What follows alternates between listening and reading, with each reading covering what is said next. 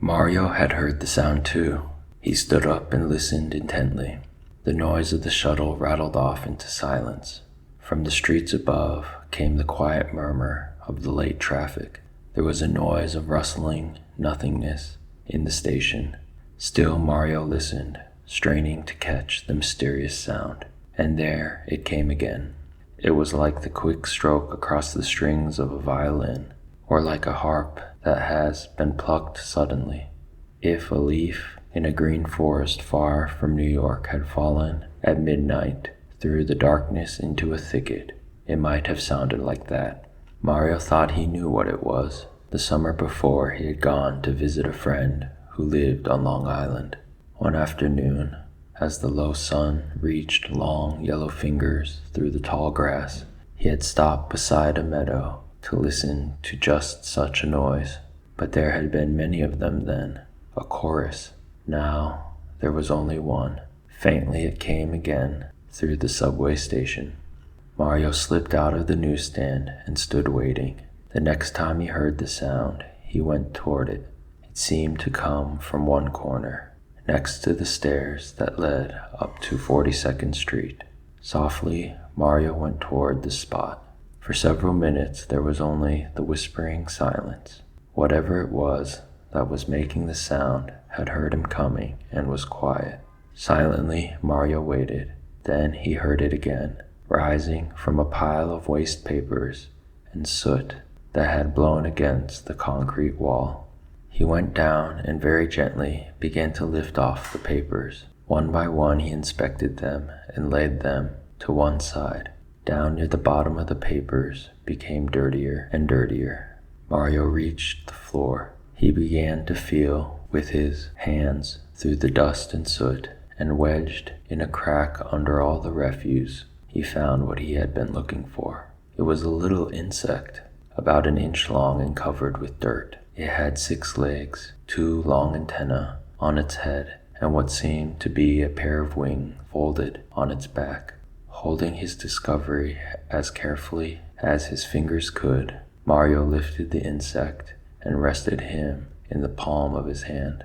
"A cricket!" he exclaimed.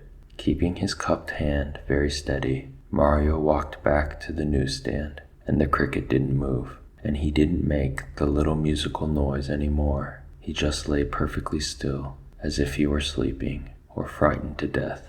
Mario pulled a Kleenex and laid the cricket on it. Then he took another and started to dust him off. Ever so softly, he tapped the hard black shell and the antenna and legs and wings. Gradually the dirt that had collected on the insect fell away. His true color was still black, but now it had a bright, glossy sheen. When Mario had cleaned off the cricket as much as he could, he hunted around the floor of the station for a matchbox. In a minute he found one and knocked out one end. Then he folded a sheet of Kleenex, tucked it in the box, and put the cricket in. It made a perfect bed. The cricket seemed to like his new home. He moved around a few times and settled himself comfortably. Mario sat for a time just looking. He was so happy and excited that when anyone walked through the station, he forgot to shout, "Newspapers and magazines." Then a thought occurred to him. Perhaps the cricket was hungry. He rummaged through his jacket pocket and found a piece of a chocolate bar that had been left over from supper. Mario broke off one corner and held it out to the cricket on the end of his finger.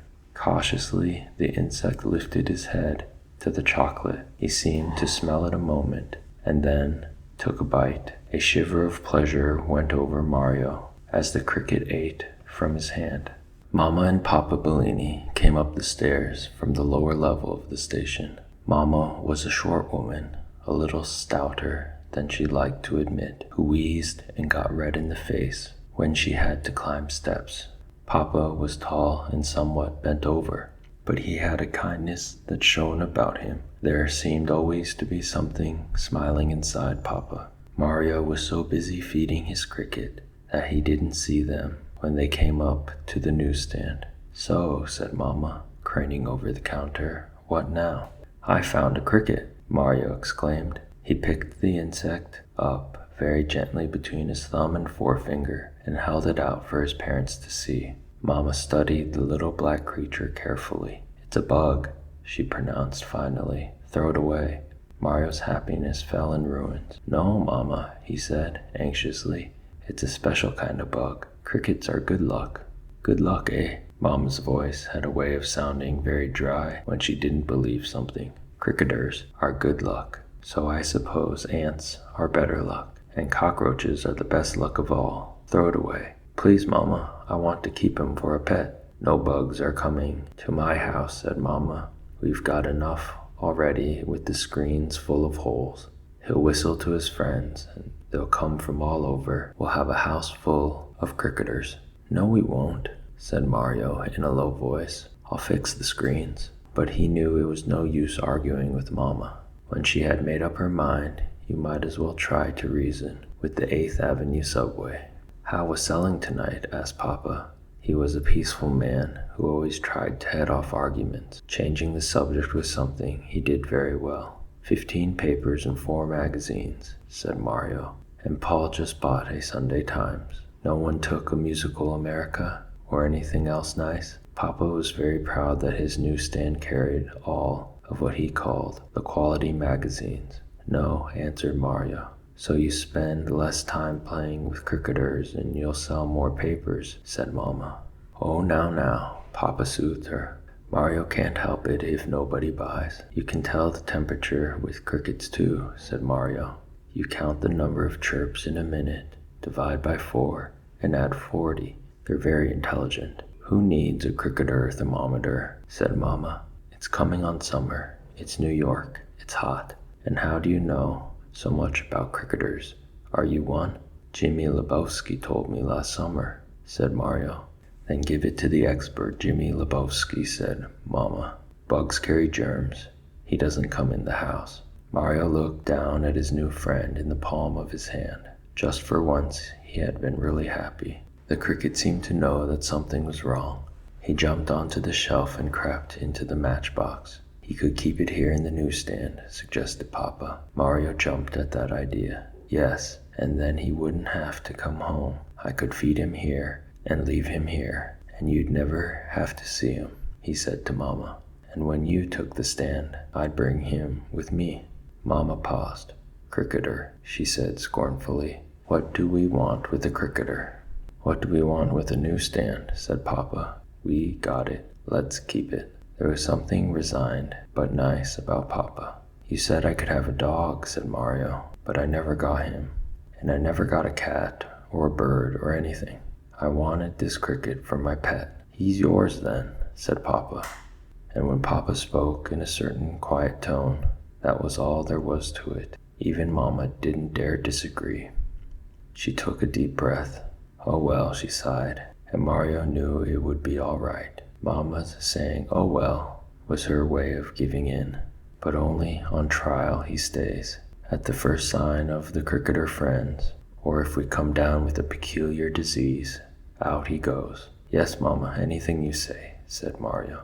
"Come on, Mario," Papa said. "Help me close up." Mario held the matchbox up to his eye. He was sure the cricket looked much happier now that he could stay. "Good night," he said. "I'll be back in the morning." "Talking to it yet," said Mama. "I've got a cricketer for a son." Papa took one side of the cover to the stand, Mario the other, and together they fitted it on. Papa locked it as they were going downstairs to the trains. Mario looked back over his shoulder. He could almost feel the cricket, snugged away in his matchbox bed in the darkness.